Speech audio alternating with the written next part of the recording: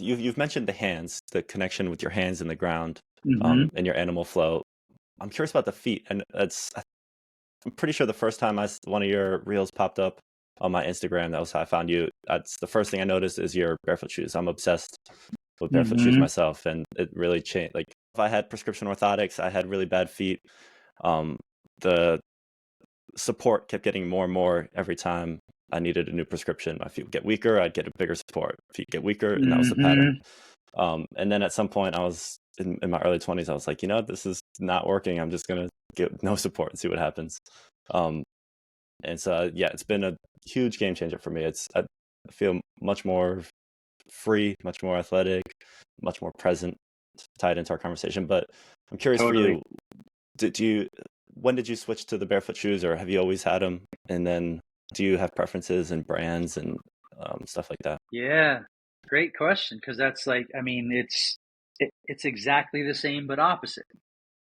So when you look at a baby's foot, right? It's like this.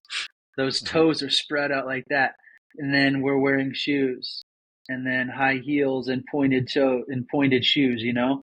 It's like, how are we going to have any connection with the earth and balance and movement like that?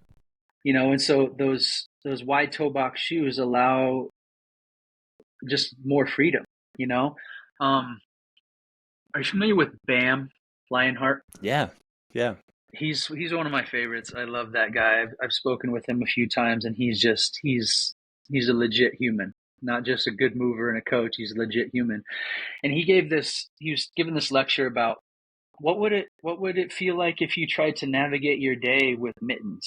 So Yeah, he's talking about like the dangers of always wearing socks, of always wearing shoes. We need to like go barefoot. And what really opened my eyes to that was animal flow, because in our in our in animal flow, you're encouraged to always do it barefoot, right? And so when I started filming a lot for animal flow, I couldn't wear shoes. And I didn't want to, but like you just can't. Like it's not allowed as an instructor because that's not the human animal. The human animal is barefoot. And I struggled. Like my feet weren't strong enough. I didn't have that dexterity.